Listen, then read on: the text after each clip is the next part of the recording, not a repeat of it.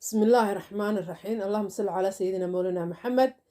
ummadda muslimiinta meel kasta joogtaan salaanta islaamka idinku salaamay waa programyadeena caafimaadka ee isdaba jooga ahaa maanta waxaan ka hadlaynaa waxa loo yaqaano diabetica iyo pre-diabetica maxay tahay sonkortaada oo kacsan oo waa dhiiggii oo sifeyn kari waayay cuntadii aad cunaysay sonkortii ku jirtay pre-diabetic marka lagu yidhaahdana waxa weeyaan waa dul saaran tahay qarkaad u saaran tahay marka intii aan anigu muddada aan la shaqaynayay qolooyinka caafimaadka runtii waan idiin sheegay arbaco kasta waxaan iskugu nimaadnaa meel gp-ga iyaga ka tirsan qol markaa waxaa lasoo casuumaa public healthka dadka ka shaqeeya kuwa kala duwan dhiikarka macaanka dadka yimaada ee macaanka soomaalida waxaad moodaa in lagu cashariyey macaanka cudurka la yidhaa subxaan allah beribaa qaadkaa la joojiyey soomaaliya markaasaa dadka waxaa lagu soo xiri jiray sahamiyo qaad sugo qaad balaayo kale askar baa dhulka fah lagu siiyey markaasaa waxaas iyaguna laloshubay ka guranayaan markaasay qofkii meel socdaba waa sugo qaad sahamiyo qaad hadda imika ma waxaad odhanaysaa adiguna sugaa tahay inina waa tan hayo oo maanta la ciirciiraysa in wuu kusoo socdaa pre-diabetic baa lagu sheegayaa naxdin wallaahi waa xanuun xun si xunna dadka wuu u dilaa hadhow kaliyaha ku fadhiista cagahoo lagu jarjaro dhibaatooyin fara badan iyo culaysyo badan buu leeyahay borotiinka horta markaa cuntadu kaa khalkhasho kana u horeeya kow waa inaad borotiin wanaagsan cunto oo adfakaatuhu kow ka yahay beedkaa ku xiga maasha allah marka lagu dhahdo waa dadka markaan arkay anigu dadka ugu dhibaatada badan waa dadka markaa uu bilaabay ama pre-diabetica lagu sheega ama markaa loo sheegay naxdintaa iyo cuntadeena oo kooban oo kolka hore bariis iyo baasta ku koobnayd baa qofka waxay u keentaa inuu khalkhalo oo uu dabadeedna 10 kiilo baan luusay 15 kiilo baan luusay waan ololayaa because qofkii markuu cuntadiina ka baqo caadiga uu cuni jiray ee uu nolol maalmeedka u haystay oo ahayd bariiska iyo baastada iyo wixii aynu cunaynay iskas iyo daqiiqdii iyo wixii cuntooyinkan kalena aanu la qabsanin aanu fahansanayn qofka xanuunkiina ku cusub yahay dadkaasi dee bulshadu war uma hayso laakiin dadkaasi dhibaato badan aniga markaa inaan wixii aan isku aqoon dhaano isku soo gudbino marka aroortii adfakaataha beedka waxa high fatka ah ayaa kuu wanaagsan inaad cunto oo aad qureec ka dhigato haddii aad dhinaca kale u cararto u carar xagga beeniska dadkeenu maadaama oo aanay marka yaryar nahay aanaynu cunto wanaagsan soo cunin had iyo jeer gaas baa caloosha inaga wada haysa waxaasna waxaa laga qaadaa waxaan la shiilaya saliidda cad baastada cad balaayo waxaan cadaynu dabagalay sonkortan cad laakiin kuwan way kala fiicfiican yihiin kuwa salbuukada iyo kuwaasi gaas badan male midda kale waa la radiyaa waxay leeyihiin gaas la yidhahdo fayatic bay leeyihiin lagumiska oo dhan waxaan loo yaqaano beeniska digiraha oo dhani markaa radi saacad maaha keliyaata ugu yaraan 8 saacadood habeenkiibaad sii radinaysaa maalinta dambaad karsanaysaa misirku wuu ka hawl yaryahaan u malaynayaa lentaliska bahalkan loo yaqaanaa aadna isagu inaad wax badan radiso saacad haddaad sii radiso ama aanad radininba lagama yaabo inuu ku cawaro marka mar walba maskaxdaada marka aad dadka aan la hadlaya waa dadka uu ku cusub yahay xanuunka macaanku qofka kale wuu la qabsaday silaca iyo dee dhibaatada hadhow wuu la qabsanaya waxa kaleed ku xigsinaysaa waxa weeyaan xaggan u carar haddana waxaad u carartaa xagga khudradda aynu u naqaano inagu vegetable baynu nahnaa iyo gaaladu yidhaahdaan laakiin inaguna waxaynu naqaanaa dheriga brocligaas khaasatan kaa greenka ah ee brocliga la yidhahdaa aad iyo aad buuna caafimaadkana ugu wanaagsan yahay waxyaabaha kansarka xataa daweeyuu ku jira waana dawo wanaagsan waanu fiican yahay xagga khudradaha u carar khudrad karso iyada biyo ku kari iska cun caloosha wax buuxiyaad u baahan tahay dhadhan iyo dareen iyo waxaa uma baahnid markaa saliid aad ku shiisha iyo waxaa brocliga cauliflowerkaas waxaas oo dhan ma laha macaan badan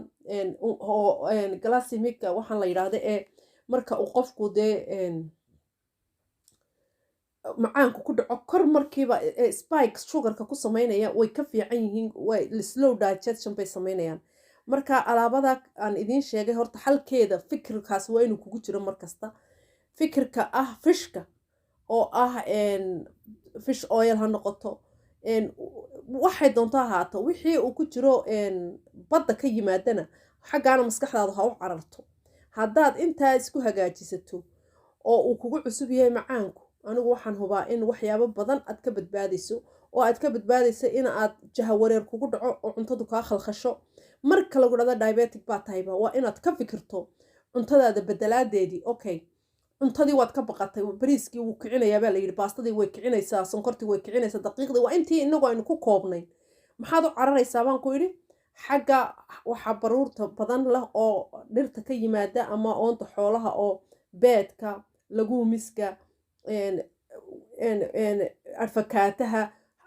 xaggaasaad u cararaysaa waxa ku xigaa waxa weeyaan cuntooyinka greenka ah ee kala duwan iyaguna way ku dharginayaan haddii aad ka maarmi weydo bariis iyo baasto waxaad ku xigsiinaysaa kuwan baastada cas oo iyaduna way fiican yihiin oo waxa weeyaan qalkii baan laga saarin ilaan waxaan kale waa la process gareeyey waa la ridqay 70 warshadood roodhina horta faraha ka qaad noocay doontaba ha ahaato roodhida lama badsado marka aad macaan yeelato waa laga fiican yahay sidooda raashin uga dhigo raashin u karso soo qaado masigada haddaad doonto masigada laxoox waad ka dhigan kartaa laakiin waa inaad mar walba make sure garaysa inaanad daqiiq aanad ku darin fara badan sideeda wixii aad u cunayso heedda waxyaabahaasi waa waxyaabaha in badanna ma gaajoonaysid calooshaada haruurkeenaana number 1 ka ah garowgaas halkaa yaalla haddaa ninkii garow haysta ee yidhaahda macaan baan la silcayaa waa qaldan yahay weliba dadka Soomaaliya jooga nasiib bay leeyihiin meel kasta oo idinkuba Google gareeya anay ma kaligay baan wax aqaanaa idinkaaba iga wada dhakhtarsane meel kasta oo istaagto friendly with diabetic waa garowgeeni waa masagada qofowna waayo shuuradu waxay leedahay galaydu waxay leedahay sonkor laakiin masagadeenu waa dawo kan waa loosas kala duwan iyagana hadaad wax ka cunto maskaxday u wanaagsan yihiin caafimaadkay u wanaagsan yihiin way jirkaaga way buuxinayaan aad bay ugu fiican yihiin iyaga laftirkooda hadaad cunto oo aad qaadato maasha Allah tuugna ma xado laakiin waxba lama badsado wax walba wax yar marka adigu cuntadii waad maskaxdii mar hadaad fikirkii haysato waxba kuma yeelayo kani waa yogurtkii iyo blueberries-ka waxay yiraahdaan blueberries-kan inagu strawberry-gan iyo malaha dhulka biyaha laga helaa meel laga helo ma aqaan laakiin kuma badna laakiin qurbahan aanu joogno way buuxaan yogurtku waa dawo waa ciirteeni waa caafimaad ciirteenu waxyaabaha bakteeriyada fiicanna dhalisa caloosha u dawo jirka u dawo marka dadka animaka anigu maanta advice-ka siinaya waa dadka uu ku cusub yahay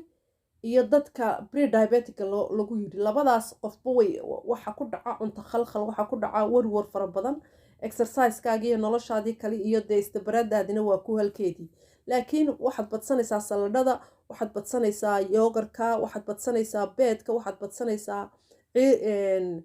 arfakaadaha bahalkan la yiraahdo aroorta hore waliba khaasatan inaad cunto stable beedka iyo arfakaadaha waxaan ugu soo horeysiiyay labadooda ugu wanaagsan aroortii ama in boorasha inaad wax aan sonkortaadana kor u kicinin oon ku dawaqinin calooshaadana yar buuxinaya markay cunto qadadaada in xabad in yaro salmana hadaad cunto oo aad haysato fish yar iyo in yaro salad isku darsato habeenkii wax yar oo kale oo iyaguna saas oo kale oo fiican inaad cunto waxyaabahaas oo dhan marka wabillahi tawfiiq oo kulan dambe oo khayr qaba in badan oo kale waan ka hadli doonaa insha Allah hadii Ilaahay yiraahdo